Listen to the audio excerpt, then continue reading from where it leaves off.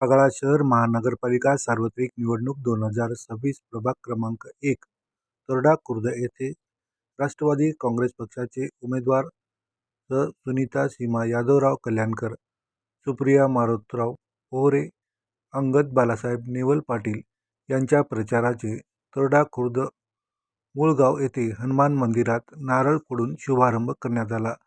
राष्ट्रवादी काँग्रेस पक्षाचे नेते आमदार प्रतापराव पाटील चिखलीकर यावेळी उपस्थित होते। माजी आमदार अविनाश घाटे, माजी आमदार सुभाष साबणे, महानगराध्यक्ष माजी आमदार ओमप्रकाश पोखरणा, कार्याध्यक्ष माधव पावडे, तालुकाध्यक्ष दीपक पावडे, विधानसभा अध्यक्ष संतोष क्षीरसागर यांच्यासह तोरडा येथील ग्रामस्थ व प्रभागातील सुजाण नागरिक मोठ्या संख्येने उपस्थित होते। क्रमांक 1 मधील उमेदवाराच्या प्रचारार्थ आपण नारळ फोडून प्रचाराला सुरुवात केली आहे, काय सांगा? हनुमंतरायाच्या चरणी नतमस्तक होऊन आमची जी त्रिमूर्ती या ठिकाणी आम्ही उभी केलेली आहे, त्या तिन्ही उमेदवारांना आशीर्वाद द्यावा ही विनंती करण्यासाठी मी, आमचे महानगराचे अध्यक्ष आणि आम्ही सर्व सहकारी या ठिकाणी आलेलो आहोत। आणि मला आशा आहे की प्रभाग नंबर 1 मधील जनता हा बदल घडवेल आणि राष्ट्रवादीच्या उमेदवारांना आशीर्वाद देईल। एकंदरीत राष्ट्रवादी उमेदवाराच्या प्रचारार्थ आपण मैदानात उतरला, काय चित्र राहील येणाऱ्या महानगरपालिकेत? येणाऱ्या महापालिकेमध्ये राष्ट्रवादी काँग्रेसचा झेंडा महापालिकेवर फडकेल असा मला आत्मविश्वास आहे। दक्षिणमध्ये राष्ट्रवादी आणि शिवसेनेची युती झाली आहे, पण उत्तरमध्ये झाली नाही।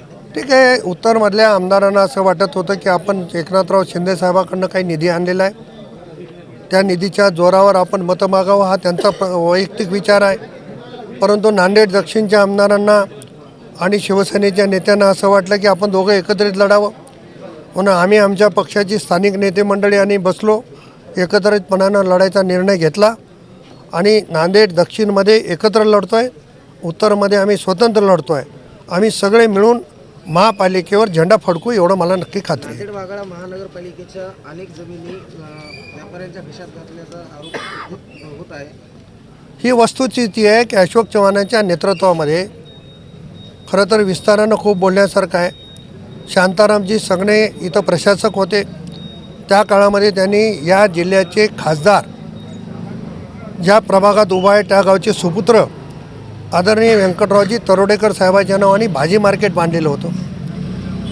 आज नांदेड शहर एवढं वाढतं आहे पण भाजी मार्केट नाही आहे, त्या काळात बांधलेलं भाजी मार्केट यांनी पाडून बिल्डरच्या घशात घातलं।